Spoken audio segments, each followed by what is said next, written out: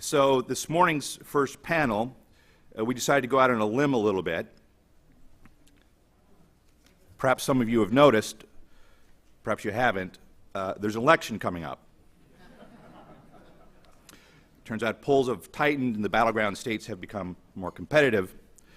Hillary Clinton is a Democratic nominee for president, and after a long and divisive primary of 17 candidates, Donald Trump is the Republican nominee.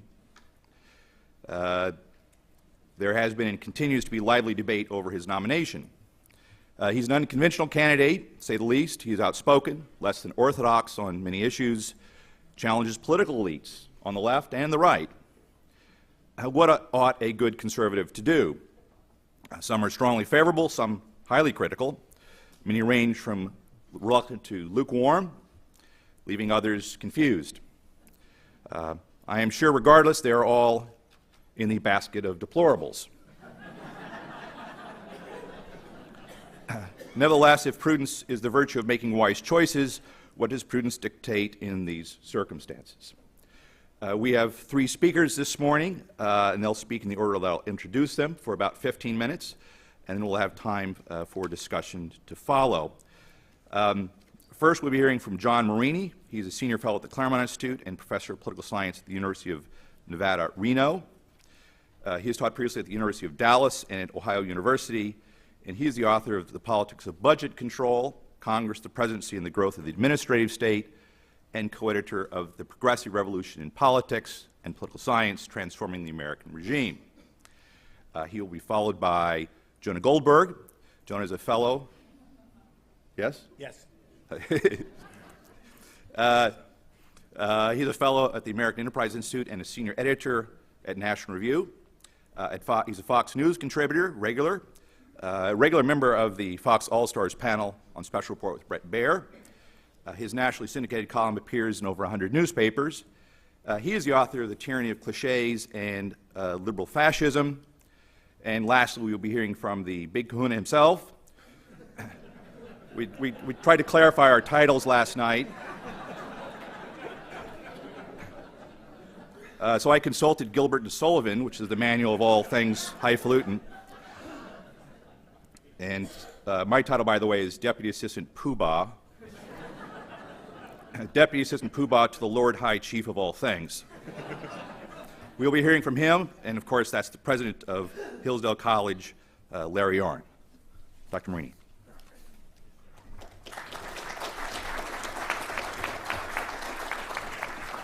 Thanks, Matt. This panel is on Trump and conservatism.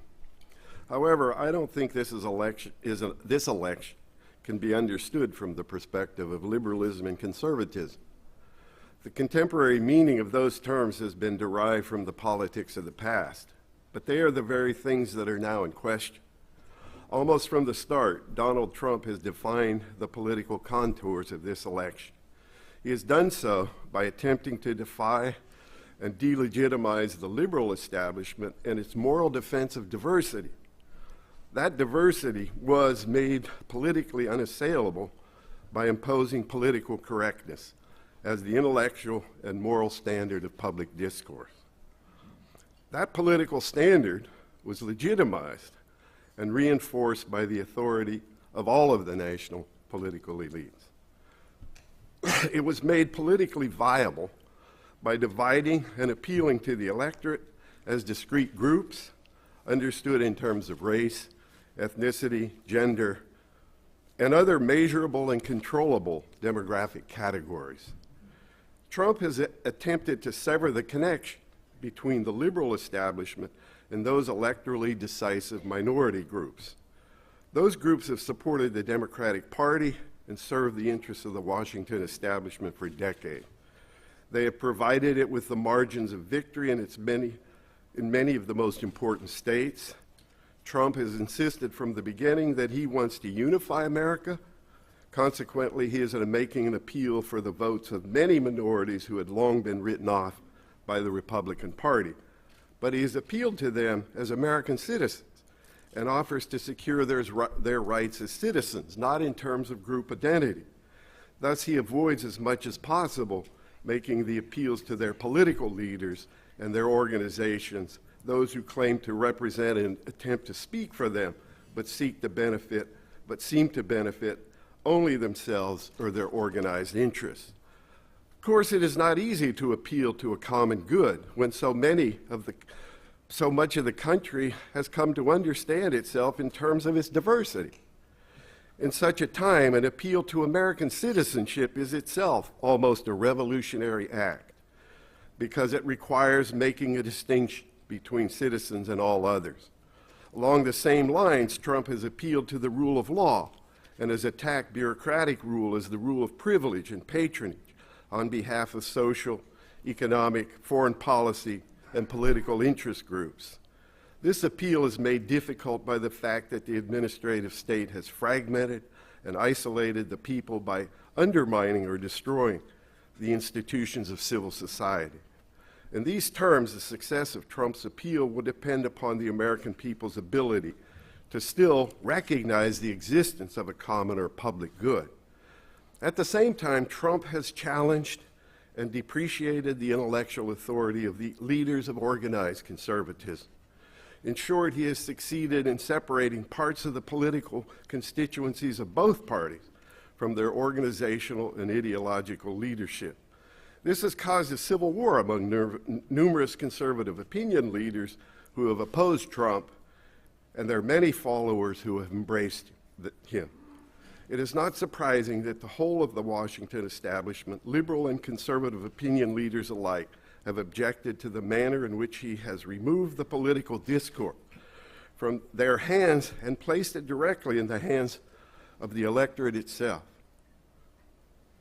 For the last 25 years or more, American elections have been framed not by political partisans on behalf of the people, but by professionals on behalf of the Washington establishment. As a result, it is not the varied constituencies of the national electorate, but the spokesman for the centralized organized interest in Washington, the economic, social, political, and intellectual elites that have determined what is acceptable in terms of political debate. That centralization of politics, economics, and administration and public opinion has empowered the Washington elite, but it has impoverished the political and economic lives of those people with little access to Washington. Despite all the talk of diversity, genuine political diversity would require real power and genuine politics at the state and local levels of government. As it stands, only the organized interest and the issue networks allied to them are able to exercise real influence in the centralized administrative state that has been erected in Washington over the past half-century. Genuine diversity would require reestablishing the ground of politics in the nation as a whole. It is central to reanimating the authority of the people. Trump mobilized the political constituency by recognizing a political reality that was still visible to the American people. It was a reality they experienced in their own lives and their own communities, but it was in opposition to the socially constructed public world, a self-proclaimed narrative established by and on behalf of the elites. That narrative, which they themselves have explicitly distinguished from factual reality, is a product of the intellectuals. It is authorized and legitimized by the political, social, economic, and media elites. It has dictated what constitutes the morally defensible in the public and social world. Although Trump has mobilized the constituency that has propelled him to the forefront of American politics, remains to be seen whether the political authority of the people can be restored. Trump appears to have understood that the political parties no longer establish a meaningful link between the people and the government. Party patronage has been replaced by political and bureaucratic patronage, and a professional elite has established itself as the vital center between the people and the government. The authority of that elite cannot be understood simply in terms of social, economic, or even political power. What unites the vital center, what establishes their prominence and legitimizes their public authority, is knowledge. They understand the world through their attachments to their professions. Academics, scientific, economic, business, media, entertainment, even religion. They often lack political consciousness of themselves as a class. Many of them do not even think of themselves as political. Their interest and loyalty is what they profess to study and what they think they know. And what establishes their intellectual and political authority is their production of what is seen as useful knowledge in the administrative state. It is the technical requirements of the modern state that have made it possible to politicize the elite in a manner that disguises their political role. When nearly everything social, economic, scientific, religious, and political is decided in a bureaucratic or legal way, and always from a central authority, usually in Washington, but sometimes in New York or elsewhere, Trump has apparently refused to acknowledge the authority of this policy-making establishment, and in doing so, he has perplexed nearly all of the public intellectual, both liberal and conservative. In refusing to allow the established vital center to mediate the political debate, he has gone directly to the people.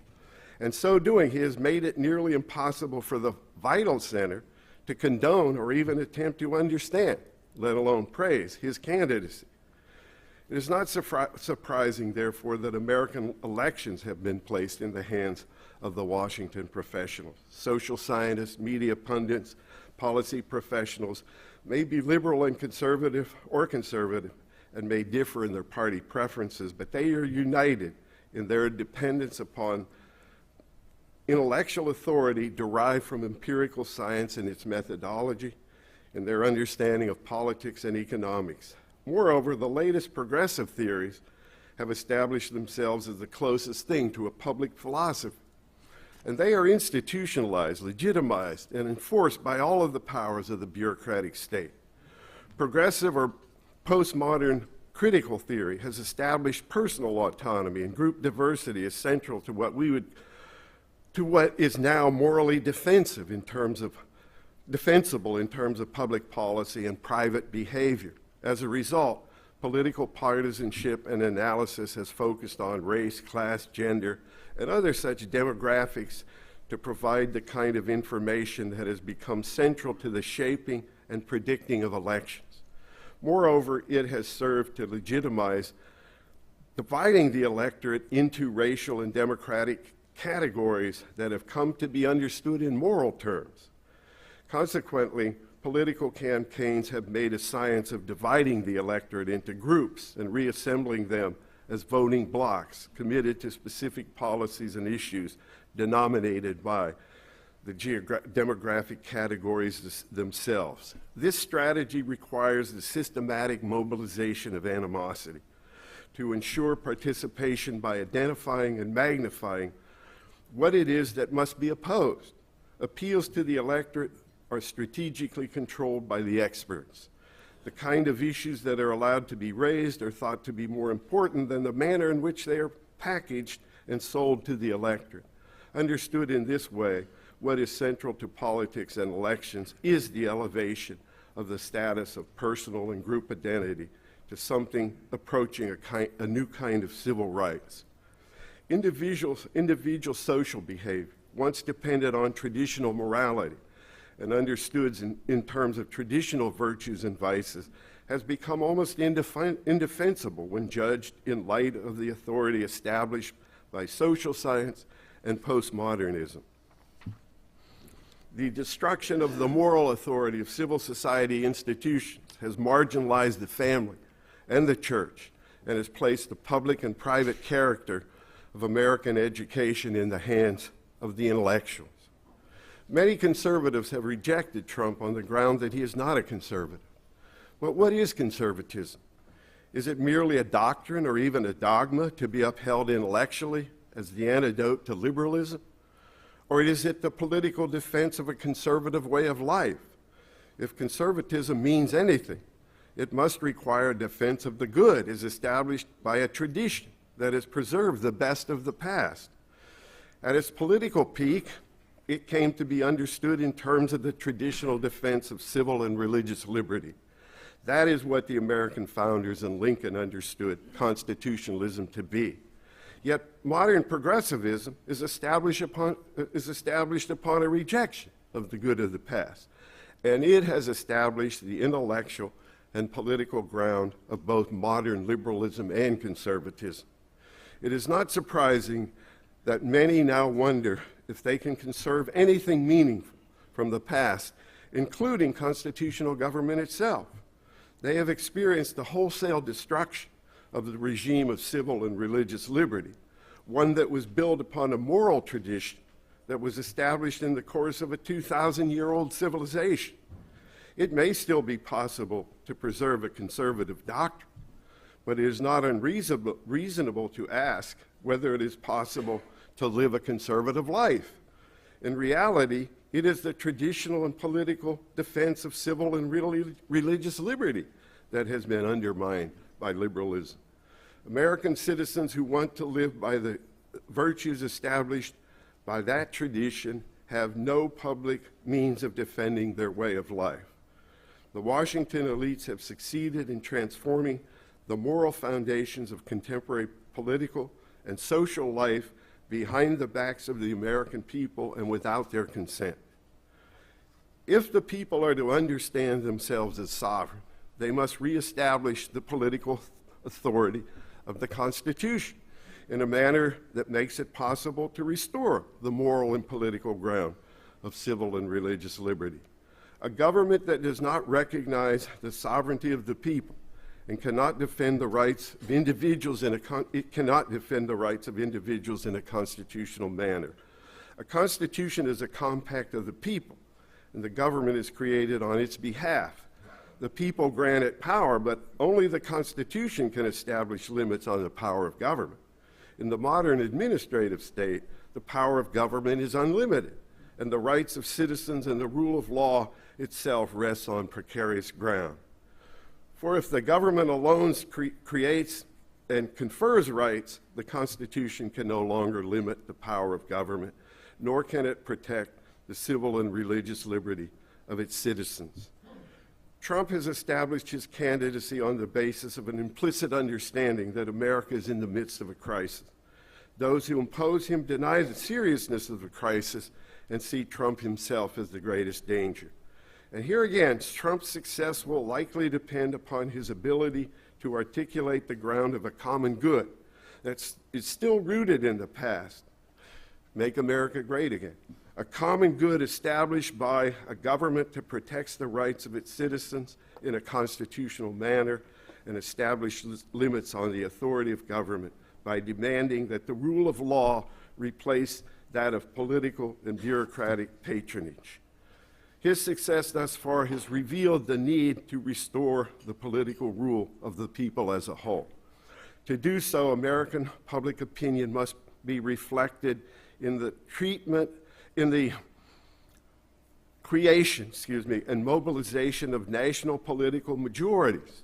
Constitutional government is not possible in the absence of the mobilization of such majorities. They are indispensable for establishing the legitimacy of law in a manner compatible with the rule of law and the common good. That requires revitalizing the meaning of citizenship and reaffirming the sovereignty of the people and the nation. It also requires the necessity of restoring the link between the people and the political branches of the government so that both can become the defenders of the Constitution and the country that has made it essential to its political existence. Thank you.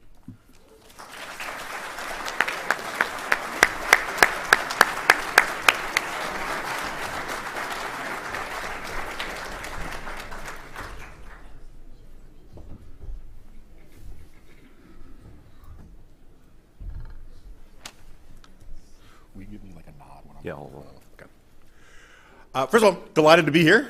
I wish it was under different circumstances, but I remain a loyal and faithful friend of Hillsdale. It's still one of my favorite places in the universe, and I still think it does wonderful things. And I think one of the reasons why I think it's so wonderful is that it doesn't really matter what happens in Washington, because what Hillsdale is committed to is something more timeless than what hinges on a single election. Speaking of the, and I should say I'm a big fan of Dr. Marini. The Progressive Revolution in Politics is really one of my favorite books, and I found it extremely useful when I was working on liberal fascism. So where to begin? Okay, first of all, let me say that I do not enjoy the situation that I am in.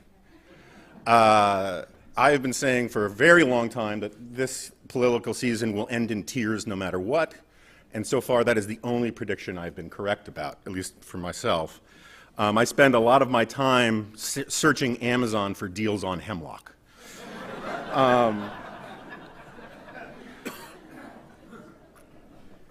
So I don't think it's fair to Dr. Marini, and I don't think it's what was intended for me to do a direct rebuttal to his presentation. But I will say it fits into a general form of argumentation that I've run into a lot over the last year, which is to say, I hear arguments all of the time, been hearing arguments for over a year, that I call them the "and therefore Trump" fallacy, where people will say, well, we got to do something to attack political correctness. We got to do something to attack that puts America's interests first. We got to do something that asserts national sovereignty. You can go down a long list of arguments that we got to do something about immigration, right? And I'll nod along to a lot of these arguments, not all of them, but a lot of them. And I'll go, okay, agree. And then when they get to the point of the argument where they say, and therefore Donald Trump should be president of the United States, I am utterly and completely baffled by it. And I was baffled by it during the primaries, and I remain baffled now. The only argument for Donald Trump that I actually think is entirely correct, legitimate, honorable, and I am sympathetic to, is if you are all in against Hillary Clinton. I get that. I agonize about how I would vote if my vote matters. Fortunately, I live in the District of Columbia. I have never lived anywhere where my vote wasn't canceled out at least 8-1. And so the issue for me isn't how I vote, no matter how much people try to make it into that. I will not vote for Donald Trump. I will not vote for Hillary Clinton. Who I will vote for, I haven't figured out yet, but again, it doesn't really matter. The issue for me is what I'm going to say and how I'm going to say it. And the simple fact is that my job, my idea of journalistic ethics, is simply to tell the truth as I see it, and not lie for anybody. And there are people in my profession, in the sort of pundit class, who, when the cameras go on, say, dear Leader Trump is a great and powerful man and he will bring in historic wheat harvests. And then when the cameras go off, they'll turn to me and say, I can't believe I have to defend this guy. And my response to them is, you don't. Never say anything you don't believe to be true. It's the kind of thing your parents taught you.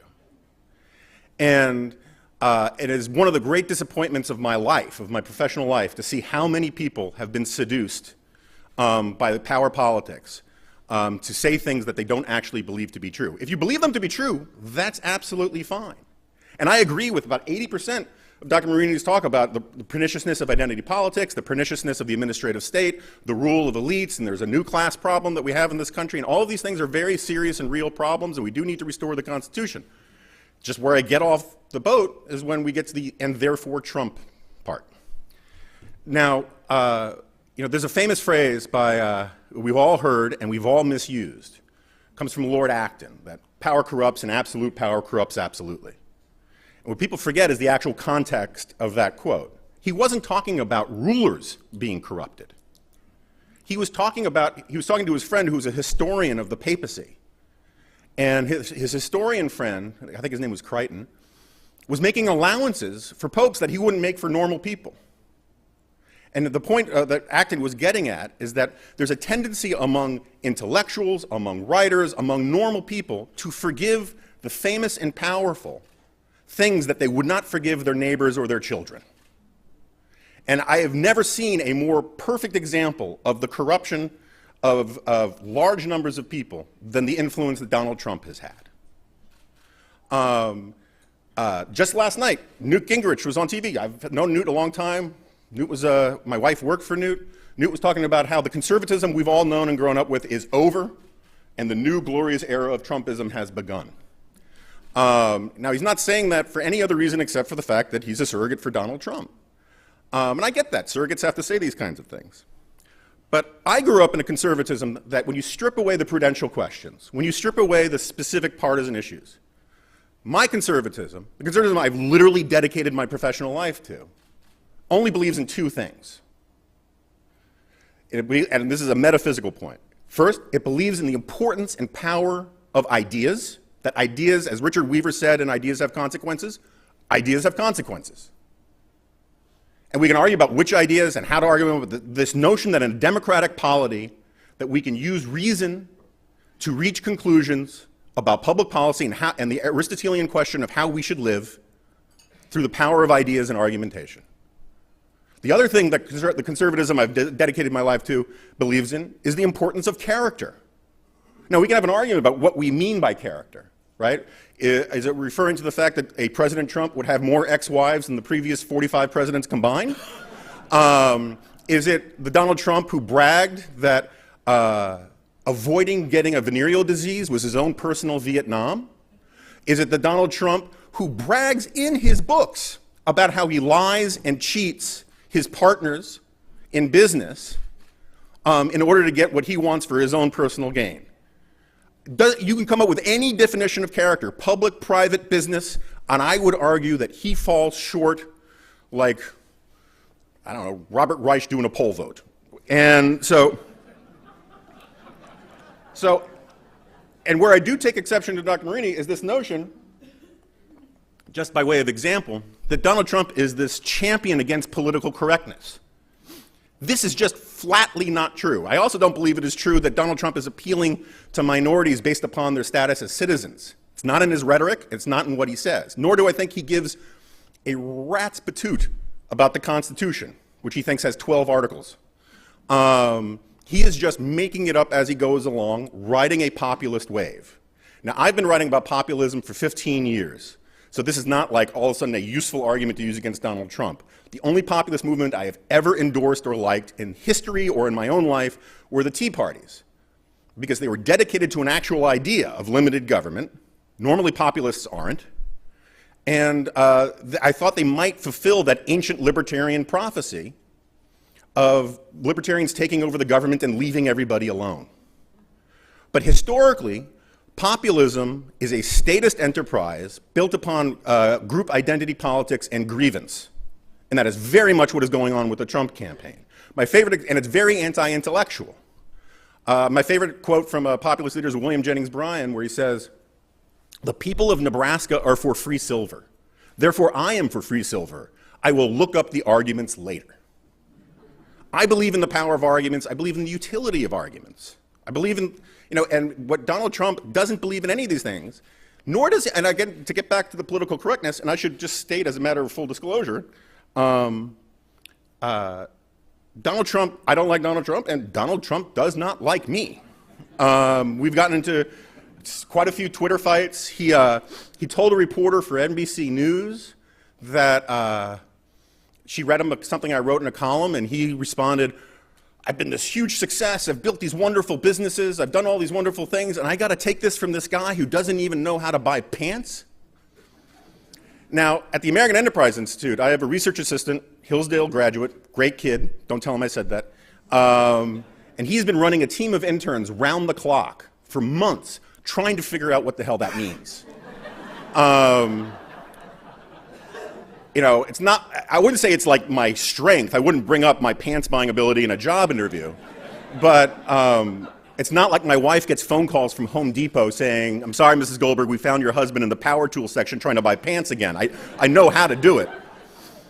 But the more important point is, and I bring this up because it's a point of personal privilege, this idea that Donald Trump is against political correctness is just a fiction. He's against being held accountable to political correctness for himself. But he is delighted to use the exact same bullying tropes of political correctness against other people. He's done it against me when he tried to get me fired from National Review, saying I was insulting to women and that I have to apologize or resign or be fired because I was so insulting to women. What did I do that was so insulting to women? I said that Donald Trump was staying up late into the night like a teenage girl tweeting, which was A, accurate, and B, accurate. During the primaries, when Jeb Bush had a completely understandable and forgivable gaffe about women's health issues, for weeks, Donald Trump was talking about how horrible Jeb Bush was on women's issues, playing these politically correct cards. He's a nearest weapon to hand arguer in all things, because he does have no philosophy. He has no intellectual grounding whatsoever. And I understand saying, well, we don't need any more intellectuals. What did intellectuals get us? Look at Woodrow Wilson, you know, whatever. Look at Barack Obama. I get all of that. But Donald Trump is not a practitioner or a believer in American exceptionalism. He has rejected the term outright, explicitly, more than once. Nor does he represent what we mean by American exceptionalism. He is simply, his core values, as he says over and over again, are strength and winning. Getting him to talk about the Constitution is like getting my daughter to eat Brussels sprouts. I mean, she'll do it, but it's not a pretty picture, and she tries to get it over with as quickly as possible. And this idea, which I fundamentally reject, that Donald Trump will take on the established bureaucracy and the entrenched interests and all the rest, I think it's the exact opposite. The top bureaucrats in our government, the people who run these administrative agencies, their job isn't to run the administrative agencies. Their job is to spin up political leaders to protect their fiefdoms. And so what you actually need in a political leader is someone who knows how these agencies work and can overrule them rather than take their word for it. Donald Trump's whole career, whole worldview is to hire people and to listen to experts. And that's what and his foremost experts apparently are his daughter Ivanka. So this idea that he won't get rolled by the bureaucracy, I think is nuts. Moreover, there is just simply no evidence that he actually believes in the things that I would call conservatism. Just yesterday, he announced that it's going to be a brand new entitlement costing over $100 billion. He has, and I should point out that, and I'll just sort of close on this, where I began talking about the corruption and Acton's idea about how power corrupts. Populism corrupts. It's corrupting voters. You know, and I'll give you a couple concrete examples. You know, a year ago, they did a poll asking Republicans, whether or not they favored single-payer health care. And now you may have noticed over the last 7 years, we've had a lot of arguments about single-payer health care, right? I mean, Obamacare, all the rest. You would think at the minimum that we had educated our own people about this issue. And so the results were a little dispiriting, but not terrible. 14% of Republicans said that they favored single-payer health care. Same Republicans were then told that Donald Trump favors single-payer health care. The number went to 44% in favor. On eminent domain, we've spent 10 years since Kelo talking about how eminent domain abuse is a problem. Donald Trump gives an interview, says eminent domain is wonderful. All of a sudden, I'm being besieged by people calling me an idiot because I don't understand how wonderful eminent domain is. Just last week, Donald Trump basically refuses to back down of his man crush on Vladimir Putin.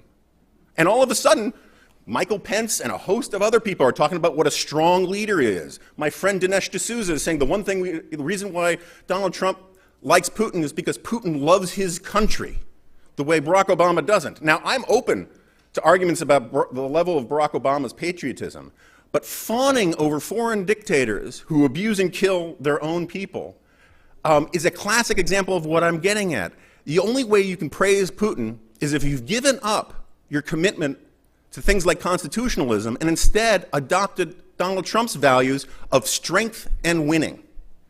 And I hate saying it, it breaks my heart, but if that's what conservatism comes to mean in this country, then I'm getting off, because that's not what I'm about. Thank you all very much.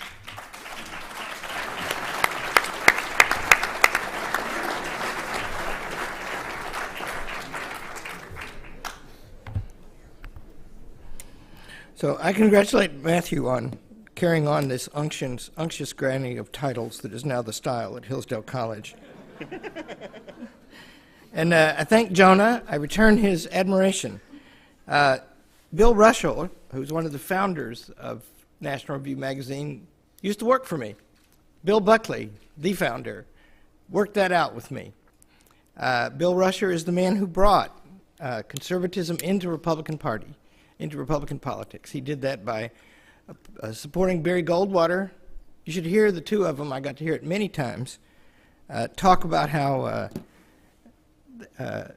Bill Buckley thought he was talking alien language when Bill Rusher would say, I'm getting involved in the Republican Party and I'm going to beat Nelson Rockefeller, of course, a rich New Yorker where National Review is.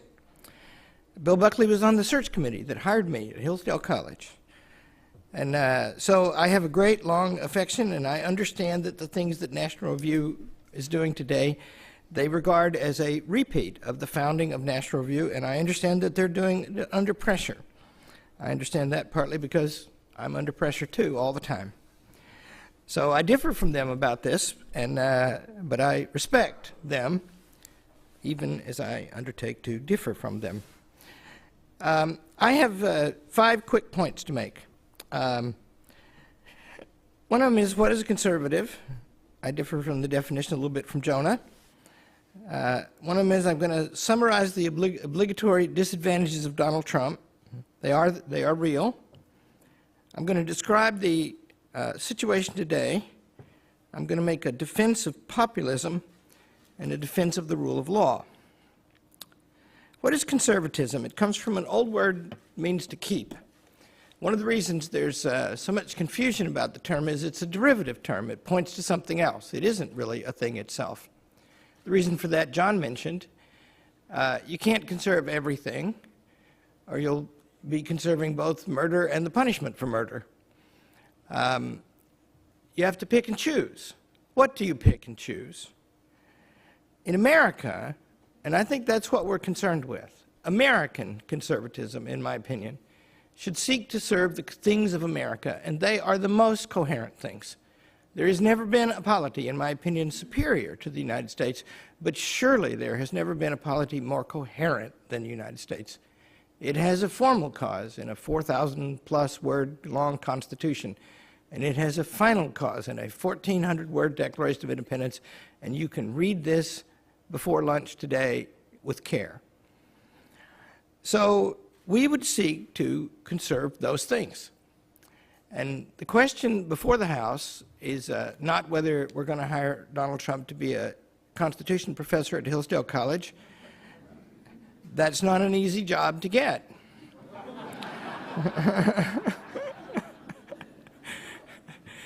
The question is, which of 2 people are we going to elect President of the United States?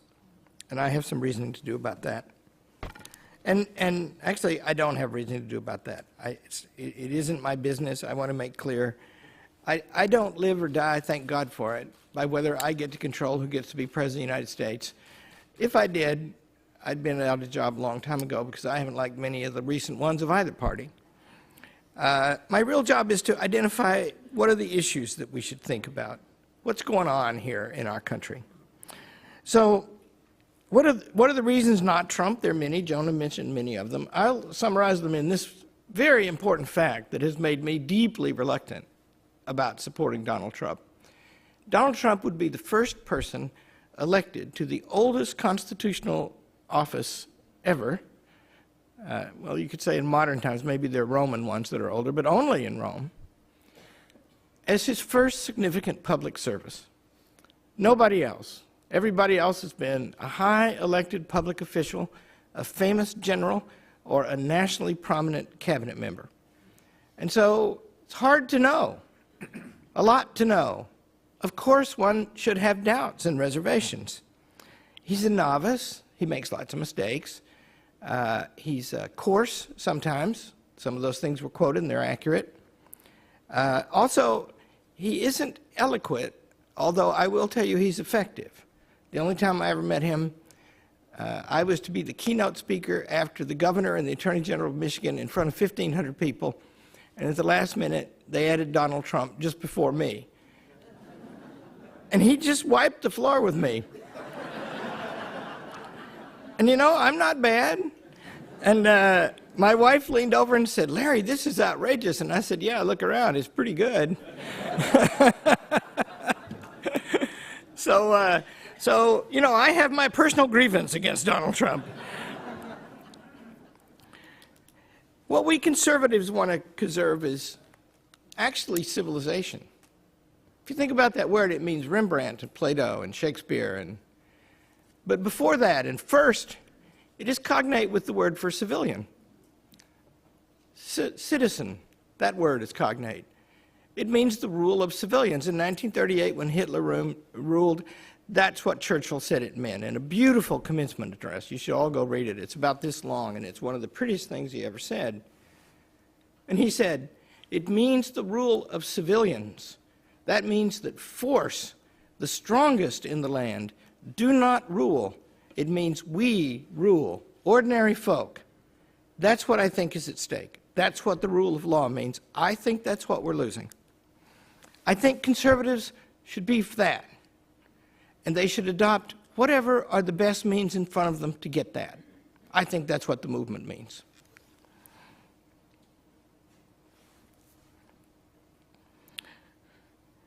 What is the situation today? It isn't like when Bill Clinton was elected. Bill Clinton was the solution to the problem of Reagan. The solution was the Democratic Leadership Conference and triangulation and moving to the center. And of course, it was wonderful what he achieved. I mean, if you like that kind of thing. Because it looked like a wonderful phalanx, and it couldn't be overcome.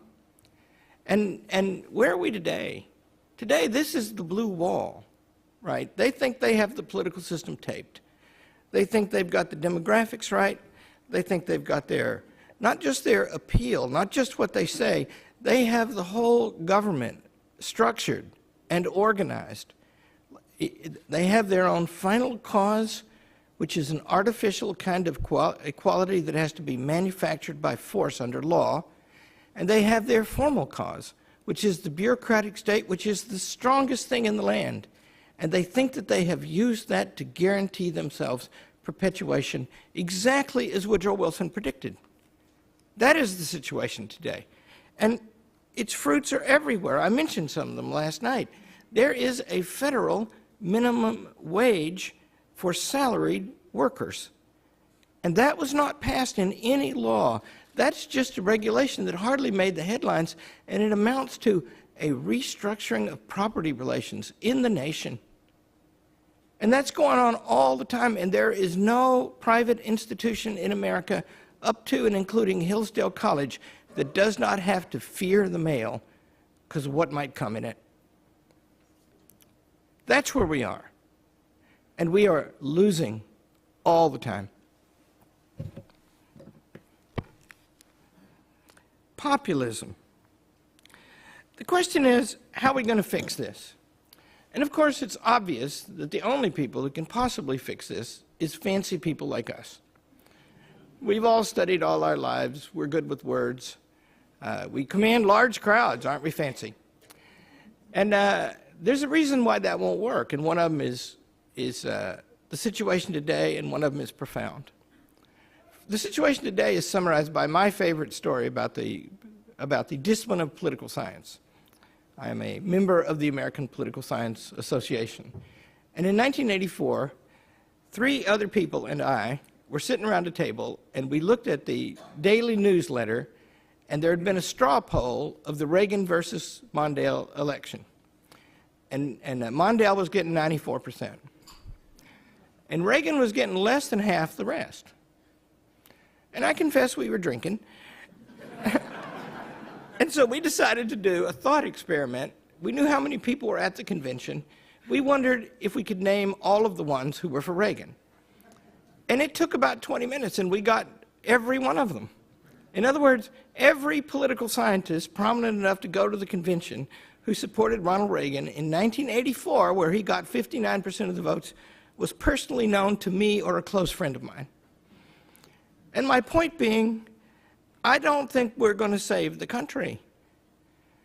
For every, John Marini, there's 2,000 others or more. For every Jonah Goldberg, how many people work at the New York Times? That's one paper, hugely bigger than National Review. That's the practical reason. If the people of the United States do not save us, we are going to lose. But the second reason is more important, and I will tell you, you can study the careers of Abraham Lincoln and George Washington in vain, or Winston Churchill, a monarchist and an imperialist, to find the place where they ever said that in the end, only the people are going to get it right. because they have a right to, because they are equal souls and may not be governed except with their consent. And so when a movement starts among them, it is way better to pay attention. Indeed, when they elect bad people for president, as they commonly do these days, it is better for us to think it is a fault in us, because they do have a right to govern this country. Every one of us, I said last night, is a product of that system and depends entirely upon it. Also, there's good reason to think that their common sense is still intact.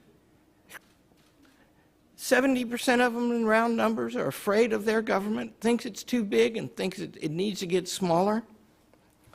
And so I will just tell you that I was not as quick to see any virtue in Donald Trump as many of my friends. And also, I run a big college, and I'm really busy, and I'm glad to be really busy doing that, and I do that first and always. But then I started noticing the crowds. And I had seen him that one time, and I said to my wife, I didn't agree with some of the things he said there, and I don't agree with some of the things he says now. But I started watching them. And you know, I know a lot of people like that. I talk to 15 or 20,000 people a year. What are they like? They file up to me and ask for permission to vote for Donald Trump. They're a little shy about it, right? I always tell them, you know, I don't actually have the authority to do that.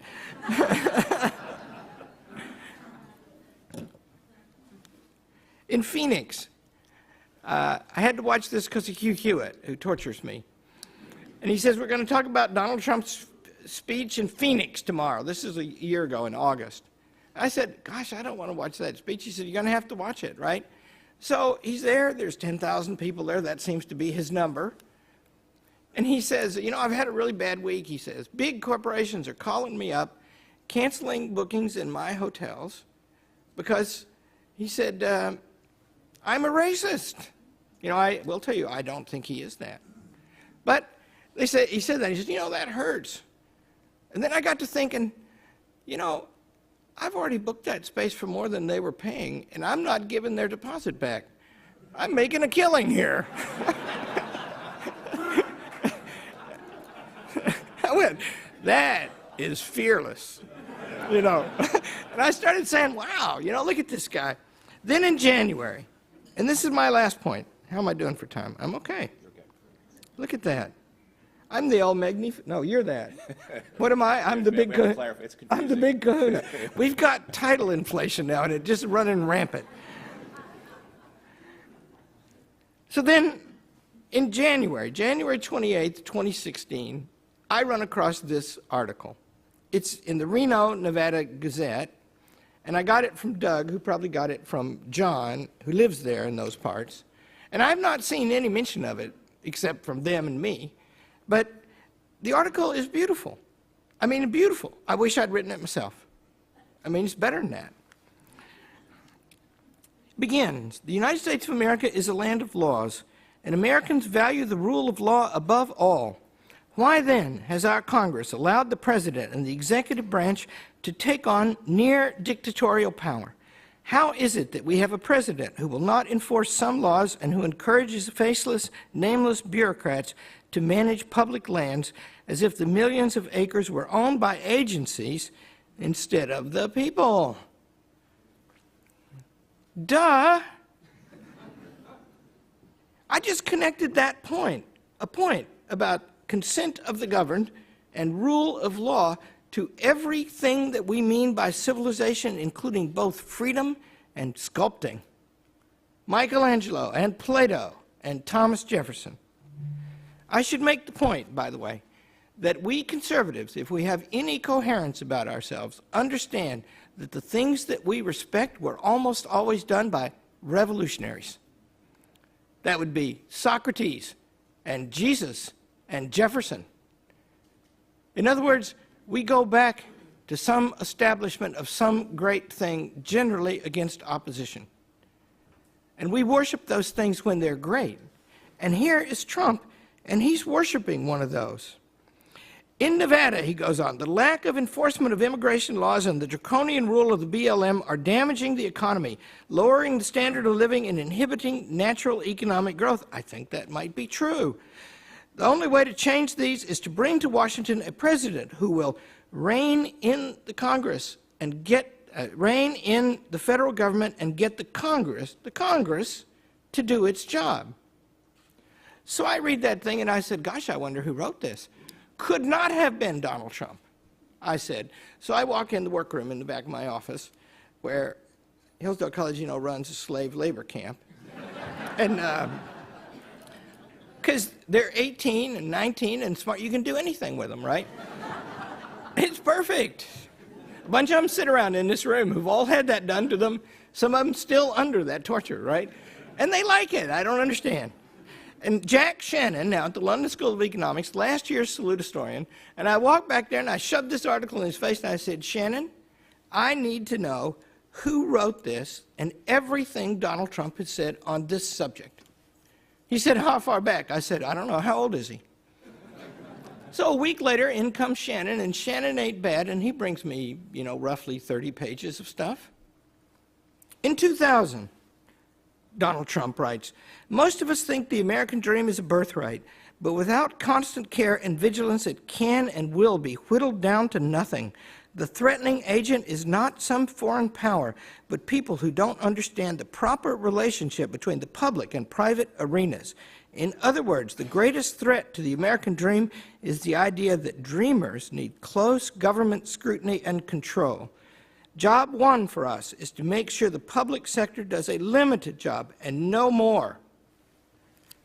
On and on. And I said, Jack, this is astonishing. He said, I was surprised. And I said, go find the exceptions. He said, I didn't find any. I said, look again. I don't have any. In the debates, there's that one place where he says he's going to use executive orders. But like many of the confused things Trump says, if you read it carefully, he's referring to Obama's executive orders and how it's such a glad thing that the president can undo those by himself. He said, about the Mexican judge thing, right? There's so many awkwardnesses out of this guy, right? And, a really great man and a friend of mine said it's a textbook example of racism. And it occurred to me, Mexico is not a race.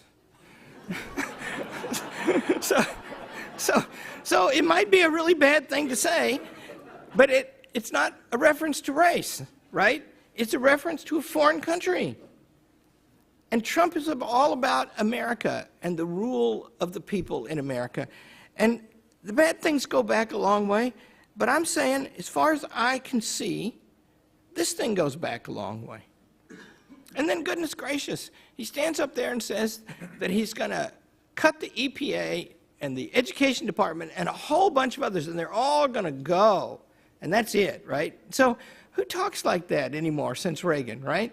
And then it's pointed out to him, justly, that, of course, the amount of savings that he's going to get from cutting those things are much larger than the budgets of those things. And doubtless that was a big surprise to him, right? But it didn't make any difference. He still repeats all that, And so what I think is, the most important thing, I think, is these quotes I read, but then also this. 4.5 million more people voted for him than anybody else in the Republican primary. Now, of course, it's true that more people voted against him than voted for him. But if that is a relevant point, it applies to the others more than it applies to him.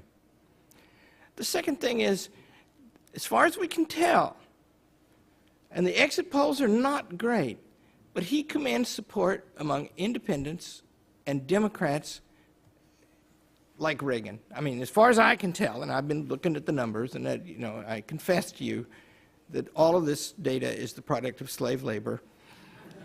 It's just that they're highly intelligent and glad to do the work, so I guess it's not really slavery. But I can't find that anybody since Reagan has done so well at that. And these, I think, are the principal themes.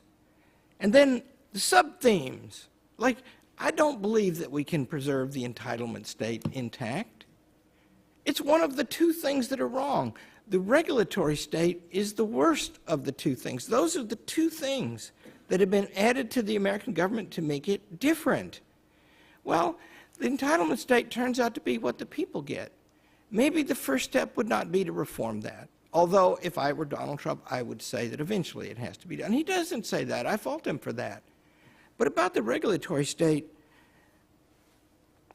he talks pretty good, and for a long time.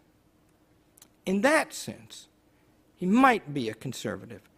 If he actually does help to conserve, but it's too late for that, to restore the control of the people over their government, that would be a wonderful act. Hope he does it.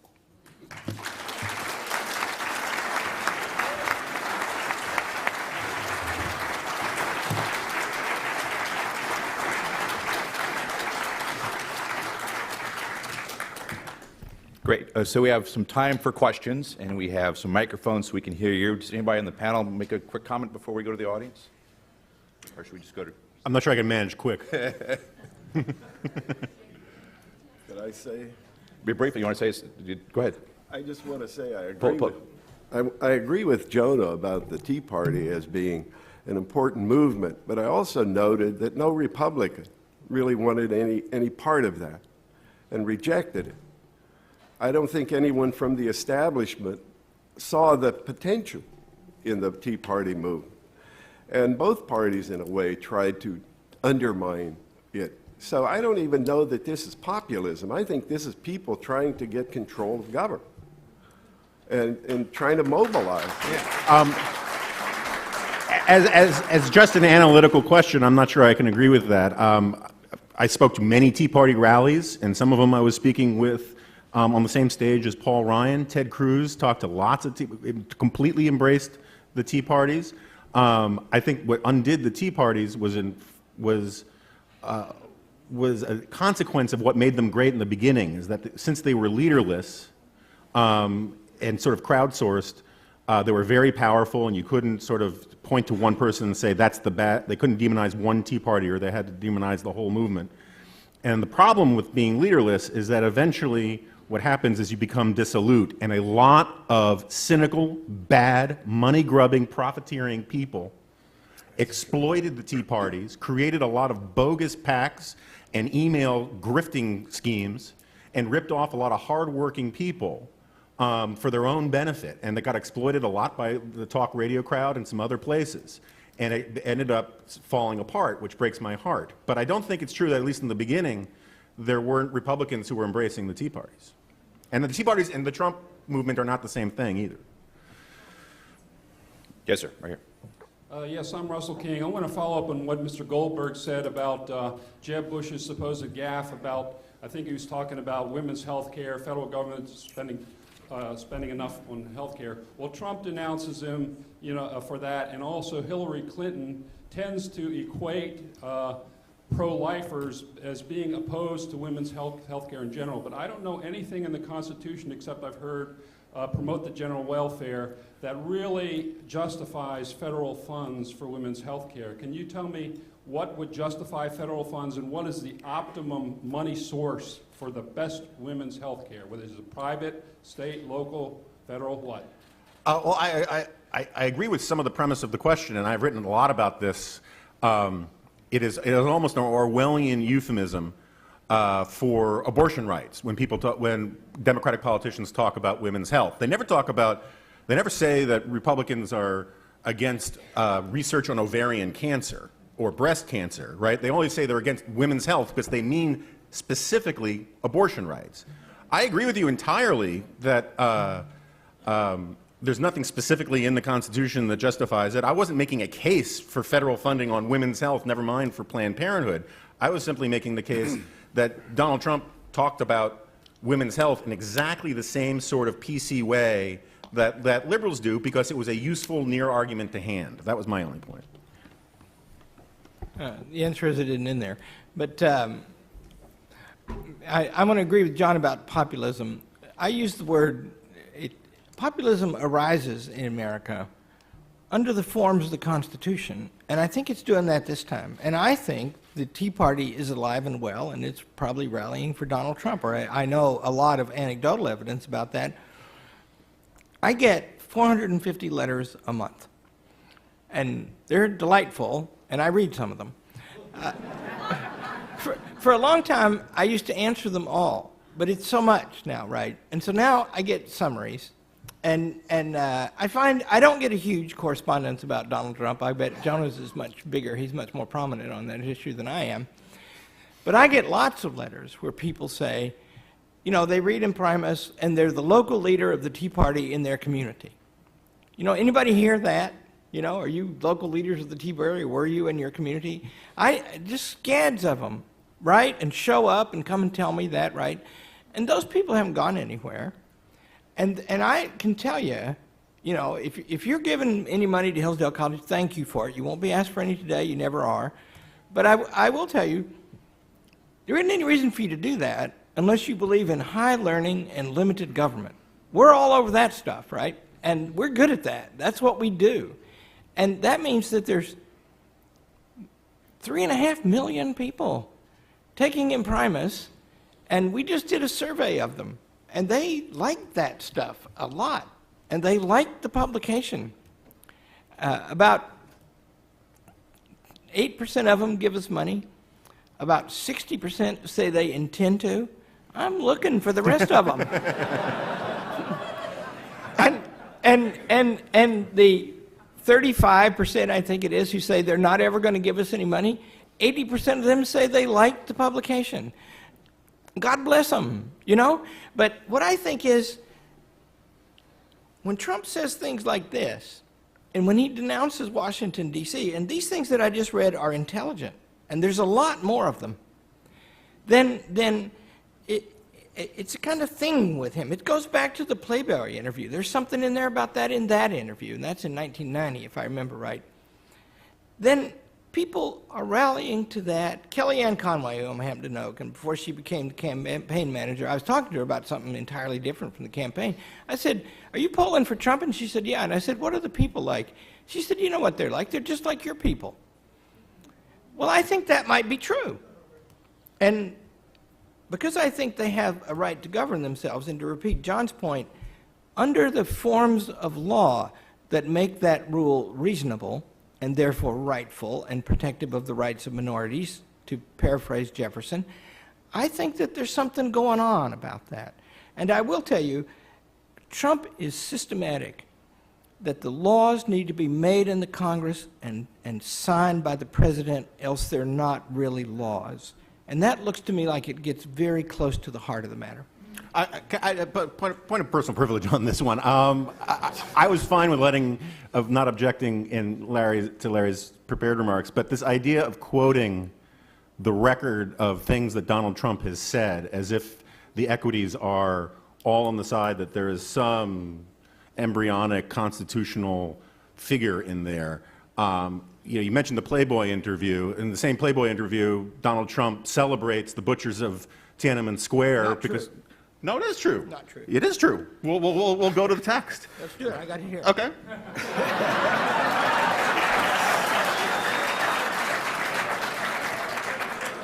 But in the meantime, as you look for it, I'll just finish my points. We don't waste everyone's I'm time. doing a search on my computer for Playboy. There'll be a lot of responses.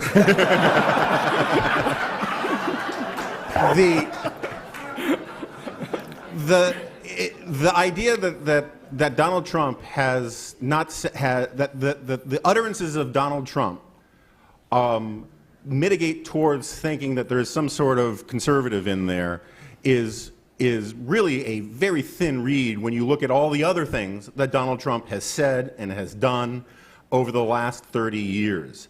And the collected sayings of Donald Trump would not fit in any conservative anthology. And I agree with him. I'm sure he's great on saying some things or having some speechwriters say some things about cutting regulations. But this is not an election about cutting regulations, and it's not a movement about cutting regulations. No, it's not. Yeah, I get it. I'm in favor of cutting the regulatory state as anybody. But the idea that Donald Trump, first of all, is going to get in there, and that is going to be his top priority, I think is just flatly ridiculous. Look, he said lots of things. He said he's extremely pro-choice. He said that he thinks that rich people should pay more in taxes. He said rich people should pay less in taxes. He said he's in favor of a wall. He said maybe there'll be a virtual wall. He said that all the illegal immigrants have to go. And then he said, well, the best ones can come back after a touchback. I mean, this idea of, even the devil can quote scripture. He can also quote the collected sayings of Donald Trump. And I'm not saying that Larry Arnn is the devil, but it's the same principle. Well, I have my days. I'm reading. I'm reading Playboy right now, and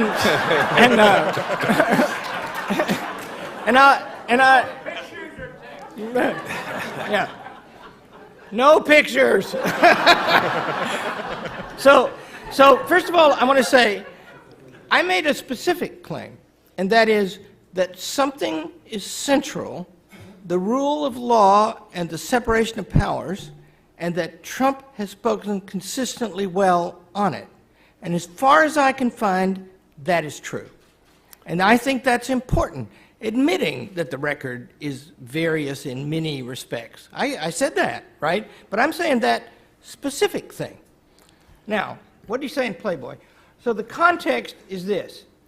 He's talking about strength and weakness, one of his favorite topics. And what are you for, strength or weakness? I'm coming out for strength, right? But you don't believe might makes right either, right? Do I? I think. Weakness doesn't work either. Yeah. No. What I think is, I think like Winston Churchill, who said so many delicate things. And you understand, by the way, we're almost talking about a different kind of thing when we're talking about Donald Trump and Winston Churchill, of course. But, we're almost talking about a different kind of thing when we're talking about Winston Churchill on the one hand and any of the Republican nominees since Reagan, right? In other words, we're not dealing in a world where titans are common, because such a world has never existed except for a short time in Attic, Greece, in Rome, in Elizabethan England, and in Philadelphia, Pennsylvania, in the late 18th century. Search in vain for such times, right? So I found the quote because I'm really quick with Playboy searches. yeah, I got it here too. Okay. So here's what I read it to mean. So he's first of all, strength versus weakness, right? And then he says, the Russians, Gorbachev, one of his problems was he was a weenie. More or less he says that, right? He says he should have crushed him if he wanted to keep that kind of regime, of which he does not approve, right? And then he says the Chinese were better, but here's the quote.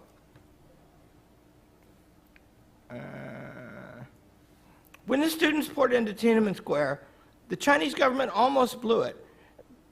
They were vicious, they were horrible, they put it down with strength. Now, the point is, it's like a lot of things he says. I don't think vicious and horrible are terms of approbation to Donald Trump. They were vicious, they were horrible, right? But they were strong, and we need to be strong. That's the point he's making there. Yeah, he goes on to say, that shows you the power of strength. Our country is right now perceived as weak. This was 1990 under President George H.W. Bush. And then he goes on in the interview to refer to the Tiananmen protesters who were fighting desperately for democracy in their own country, and he used the words of the Chinese government and simply called it a riot, which the Chinese government was incredibly pleased by, because it wasn't a riot. It was a bunch of people yearning and striving for freedom. And in the same way that Donald Trump talks about Putin, says, well, at least he's popular, and when pressed on it and said, well, he does murder journalists in his own country, Donald Trump's response is the classic Obama-esque belittle America response, and he says, well, we do a lot of killing here too. And he does this, it's this classic we're bad too, blame America first response. And it's not because I think he actually believes any of this, it's just that he goes to the nearest weapon to hand in any argument that serves his purposes, because I don't think there is much intellectual or philosophical content to the man whatsoever. I'll give you this and dispute something too. How many people here raise dogs? There's two kinds in my experience. starting with hunting dogs when I was a boy. Some of them, when they hear a loud noise, they flinch away, and some of them, when they hear a loud noise, they turn right at it. Donald Trump is very much that kind of dog.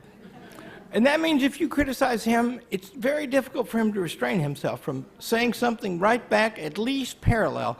That's a fact, and I even think he's been baited some successfully by the Clinton campaign into doing that, right? And I think that that is not a strength, but a weakness.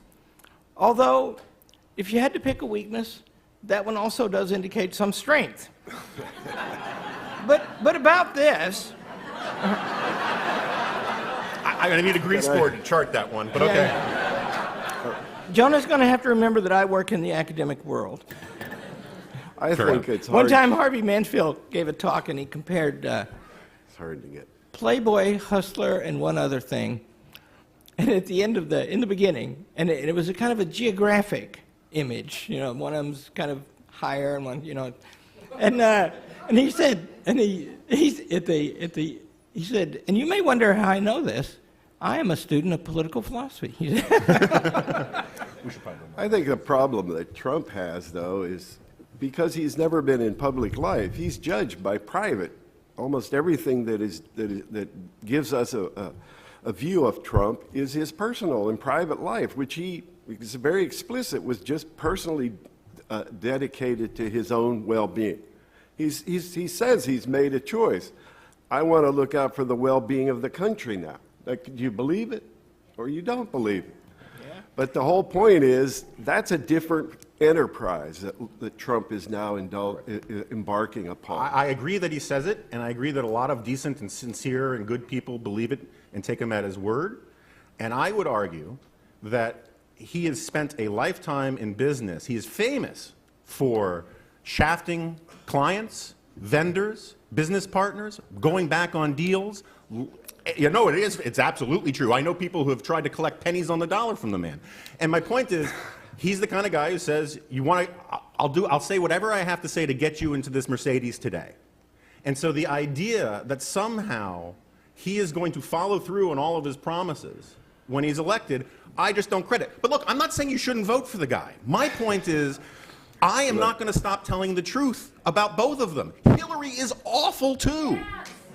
And that's my job. But this Okay, is we're about going to take a question. You've been waiting, and we'll probably have to wrap up. But Yeah, I spoke to you earlier, and I commended you on your book, Liberal Fascism, which I believe was one of the top 5 reads of the last decade for me. Thank you very much. Having said that, you're a very smart guy, there's no question about it, and you admit that you agree with 80 or 90% of Trump's ideas and his proposals. And I listened very closely to your speech, and then you went on to criticize him basically directly. His demeanor, his manner, which are essentially ad hominem arguments, which is what the left does. Okay? In addition to that, the only time you came close to criticizing a policy is when you talked about his child care thing. And then you slipped in the fact that it came from Ivana, indirectly accusing him of nepotism. Okay? Now, I believe that you are applying a religious, moral test to him that no politician could pass. If you applied that to the politicians currently sitting in Washington, D.C., the Capitol would be a parking lot, and I'm not sure that would be its highest and best use. Okay. So, these will be our final comments. all right. So,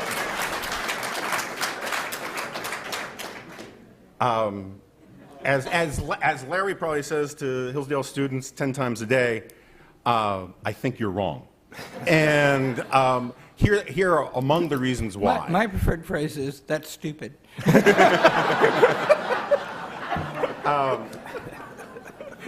First of all, whether or not I'm using ad hominem arguments, the idea that those are solely the purview of the left, I think, overlooks a lot of what passes for serious argument on the right these days. And I hope that I'm not just using ad hominem arguments. I can go down a long list of things about policy and an approach to policy that Donald Trump has that I disagree with. I can only do so much here. What I'm trying to get at is not is to get to the fact that I think there is a fundamental temperamental problem with the man. There's a fundamental lack of curiosity about ideas and about policy. And you say that I'm applying a fundamental religious moral test. Well, you say no politician could pass it. That's absolutely, in my own mind, now maybe I'm open to correction on this, but that's just flatly untrue. First of all, if it had been any one of the 16 other candidates, including George Pataki, who I despise, and I've been writing that he keeps coming back like a case of bad clams, you know, all my life, I would be out there making a lot of these arguments about, you know, let's look at the situation we have. This is what we got to do, and I would be rallying to him. I didn't like Mitt Romney, but at the end of the day, you know, I rallied to him. But those guys passed a hurdle that I truly, in my bones, after lots of reading and lots of talking to people who know Donald Trump and all the rest, do not believe he passes. This is not a high bar I am setting. It's a very low bar, and I think he hits his forehead on it. Yeah. So, John, do you have a last comment? Yeah, I think you have to understand that Trump is Fine to criticize it. That's fine. Trump is a political phenomenon now. I mean, we have to understand him in political terms. And I think the thing that you have to understand about all of those other candidates, they couldn't do what Trump is doing because they would be part of what the system has already established. That's why he's outside of the system. Trump is completely an outsider. I don't think it would have been possible for anyone to come up through the Republican Party and do what Trump has done. You had to get outside of both of them. Now, whatever his defects are, those will be measured if he is elected. We'll look back and all the people who oppose Trump at this point, the way they did, I'm old enough to remember many of these arguments were made about Reagan as well in 1980, that he was a lightweight, that he couldn't think very well, all of these kinds of things. And of course, then the judgment was based on the result of his presidency. And whether Trump has the ability really to be able to take on the establishment, I agree with Jonah. If he wins, that's just the beginning. You'll see that Congress and the bureaucracy and the Washington establishment will find powers in the Constitution for their own branch and their own authority that they've simply overlooked for the last 25 years. You'll see real separation of powers work. It doesn't work right now. Dr. Arnn, last comment. I think that the key issue facing the American people is whether they get to control their government and live under the rule of law. And Trump shows promise on that subject from many statements for a long time, and better promise, I submit, than most every Republican nominee since Reagan. Thank you.